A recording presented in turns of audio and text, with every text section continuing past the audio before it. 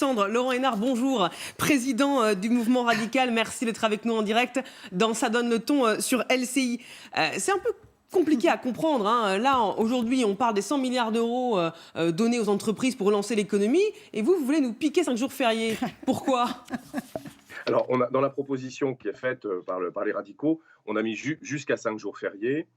L'idée, elle est simple. Sur le travail, on propose 3 mesures. À travers cette mesure de jours fériés, c'est finalement de donner plus de temps de travail. Deuxièmement, poser le principe de l'annualisation. C'est aujourd'hui une possibilité, mais qu'on sorte d'une logique de 35 heures hebdomadaires et qu'on ait un volume annuel à discuter et aménager. Et puis, on est attaché au contrat de travail unique. L'idée, c'est de mettre en fait beaucoup plus de fluidité dans le rapport au travail, pour l'employeur, pour le salarié aussi. Vous savez d'ailleurs que normalement un jour férié, il n'est pas automatiquement chômé. Le seul jour férié chômé dans la loi, c'est le 1er mai. Mais on a une tradition française qui fait que finalement, ces jours fériés se sont retrouvés chômés. Viennent s'ajouter à ces jours fériés chômés les jours de RTT, 21 à 23 jours selon les branches et les conventions collectives. Et quand on met tout ça bout à bout, on se retrouve avec un volume de travail disponible qui évidemment nous place plutôt dans le bas du tableau européen quand on met vous tout nous faites ensemble. encore passer pour des feignants, Laurent Hénart. C'est pas une question de feignant. Vous savez, moi, en tant que maire de ma ville, j'ai été employeur. Comme avocat, j'ai des collaborateurs. Bien sûr que les gens veulent travailler. Et même souvent, d'ailleurs, ils n'ont pas envie de rester à temps partiel. Mais ils souhaitent aussi avoir une vraie souplesse horaire. Et ils souhaitent aussi avoir un peu plus de liberté dans l'aménagement du travail. Regardez la discussion et la difficulté des employeurs à se saisir aujourd'hui du télétravail, qui est une façon de travailler nouvelle, qui s'est imposée et développée sous la pression de la Covid-19 et de la situation sanitaire. Vous voyez bien qu'il y a beaucoup de salariés pour qui, pour une part du temps de travail, ça répond à une attente. Donc l'idée, c'est pas justement d'être dans cette logique où nationalement, on va décider des volumes horaires de travail, c'était un peu le débat des 35 heures, et où ça va être pour tout le monde pareil. L'idée, c'est de mettre plus de temps de travail, bien sûr, en disponible, mais aussi de permettre aux employeurs et aux salariés de trouver pour chaque organisation le point d'équilibre adapté avec des vieilles barrières qu'il faut faire tomber. C'est la raison pour laquelle, d'ailleurs, on propose d'avoir un seul contrat qui mêle CDD et CDI, par exemple. Oh là là, que des bombes sociales en perspective, Laurent Hénart. Vous restez avec nous. Alexandre, est-ce qu'il vous a convaincu sur les jours fériés ? Non, mais je crois qu'on est, depuis une quarantaine d'années, parce qu'on est dans un univers de concurrence mondialisée, toujours sur la même logique qui est celle de faire baisser le coût du travail. Or, on pourra faire baisser le coût du travail encore plus. Ça m'étonnerait qu'on puisse rattraper les Chinois. Si c'est l'objectif social de nos dirigeants, je pense qu'ils vont avoir les gilets jaunes puissance 1000. Donc il faut peut-être changer cette logique-là. Le succès de l'Allemagne, c'est pas seulement le coût du travail. Un peu, sans doute, faut-il baisser les impôts de production. Le gouvernement va le faire et c'est bien, mais c'est aussi la spécialisation industrielle, un réseau de PME capable d'exporter. Or, les élites françaises ont fait le choix en France des services et du tourisme. C'est sûr qu'en période de Covid, on voit le résultat. Donc moi, je crois beaucoup plus à un travail de réindustrialisation comme c'est une piste qu'a lancé Emmanuel Macron. Je ne suis pas sûr que les mesures du plan de relance le permettent vraiment, mais ça me paraît plus intéressant que de revenir sur cette question des jours fériés. Et puis symboliquement, je pense que les gilets jaunes, c'était des gens qui travaillaient, qui avaient le droit à aucune aide sociale et qui n'arrivaient pas à finir leur fin de mois. Si on leur dit en plus, on vous sucre les jours fériés, ils vont avoir l'impression de payer pour tout le monde. Et il y a d'autres endroits où on peut faire des économies. On a vu durant cette crise qu'il y avait une technocratie dans les services publics qui ne servait à rien. Par exemple, sauf à entraver les hôpitaux. On sait qu'il y a à peu près 30 milliards de fraude sociale. Donc on pourrait s'attaquer à tout ça plutôt que s'attaquer à ceux qui travaillent et qui bénéficient des jours fériés depuis toujours. Proposition retoquée par Alexandre. Céline, qu'en dites-vous ? Sans compter que quand on va rentrer dans le dur, autrement dit, savoir qu'est-ce que vous supprimez, quel jour vous supprimez. C'est important. Oui, et à ce moment-là, on va se rendre compte de ce que c'est qu'une part symbolique. Et en fonction du jour ou des 5 jours qu'il va falloir supprimer, je vous promets des affrontements mémoriels dont seule la France, notre pays aussi, mais nous particulièrement, avons le secret. Donc pour moi, ça, c'est le problème, c'est qu'aujourd'hui en politique, on fait de plus en plus des coups et il faut faire le buzz. Et effectivement, vous proposez de supprimer 5 jours comme ça. On va parler de vous, il n'y a aucun souci. Derrière, ce qui se profile, c'est quand même beaucoup plus lourd. Le contrat unique, c'est quelque chose qui a déjà fait réagir socialement de façon extrêmement forte. C'est sûr. Donc, on nous montre les jours fériés, on nous vend le contrat unique derrière. C'est probablement pas ce qu'a voulu faire M. Hénard, mais en tout cas, tel que c'est en train d'apparaître, ça peut mettre extrêmement mal à l'aise et on peut surtout avoir un sentiment d'opportunité.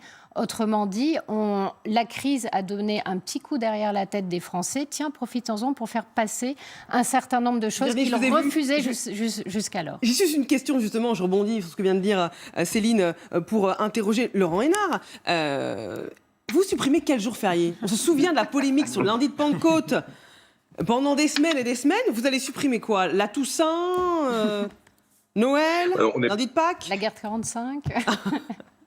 Je voudrais prendre un petit peu de hauteur. D'abord pour dire qu'il n'y a jamais de bon moment pour aborder des sujets de fond. Et si on doit ne pas irriter les Français, on ne changera jamais ce pays. Voilà. Donc, ça, c'est pas prendre un peu de hauteur, c'est biaiser la question. Mais bon, chacun son interprétation. Chacun son attachement, je défends mon point de vue. Moi, je pense qu'à un moment donné, c'est rappelé, ça a été évoqué quand tu as évoqué l'Allemagne.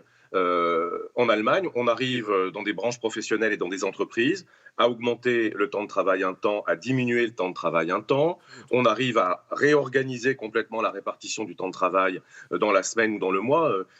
La Lorraine est voisine de l'Allemagne. Je vois concrètement comment ça fonctionne. Et notre proposition... Laurent Hénard, vous n'avez pas répondu à ma question. On supprime quel jour? Parce que c'est un important, parce que tout dépend du jour de la semaine. Parce que c'est pas moi qui... L'impact économique, c'est pas le même. Mais parce que c'est pas moi qui vais le décider sur LCI, voilà. Donc, et parce que j'ai entendu des choses auxquelles je veux répondre. Laurent Hénard, vous y avez forcément un peu réfléchi puisque vous le proposez. Vous y avez réfléchi à la question du jour férié le plus intéressant à supprimer. Mais non, on le voit, c'est le cheval de Troie, c'est-à-dire que on met en avant la suppression des jours fériés, mais la vraie chose dont on veut discuter, c'est l'annualisation du temps de travail et le contrat unique. Donc, c'est un peu manipulatoire, dirons-nous. C'est un peu... Non, mais comment ça a marché le lundi de Pentecôte? Le lundi de Pentecôte, c'est quand même intéressant. Comment ça n'a pas marché? Je vous signale que ça a produit quand même les crédits nécessaires au financement de la contribution CNSA, qui est la seule contribution, depuis le temps qu'on parle de dépendance dans ce pays, et d'améliorer les moyens consacrés au handicap, la seule ressource fléchée qui, depuis 20 ans, a été dégagée et qui l'est de manière pérenne, c'est cette contribution financée par le jour de travail supplémentaire du lundi de Pentecôte.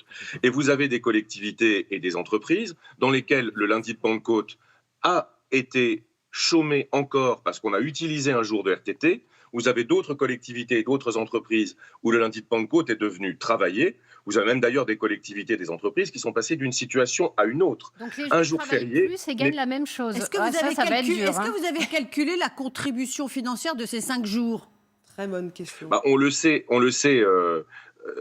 par exemple pour la CNSA, puisque la contribution, vous le savez, du lundi de Pentecôte permet de gagner à peu près 4 milliards d'euros. Mais l'objectif de cette... Moi, j'ai 2,42 milliards, selon la Caisse nationale de solidarité pour l'autonomie, 2,42 milliards en 2018. Je vous rappelle que tout n'est pas intégralement versé à la CNSA. D'accord. Il y a eu aussi des systèmes de compensation pour le régime retraite, ce qui est normal. Mais je rappelle surtout une chose, c'est que dans le document que les radicaux ont diffusé, nulle part on parle de rendement. La mesure n'est pas proposée pour dégager une recette publique supplémentaire, parce qu'effectivement, il y a sûrement des réorganisations à faire. Le sujet, c'est de rendre plus souple et plus dynamique le marché du travail et d'avoir une capacité de travail. En quoi travailler plus 5 jours de plus et maintenir les règles actuelles du travail assouplira quoi que ce soit? 5 jours de plus à discuter avec une annualisation, c'est vrai. Là où ce que je ne conteste pas.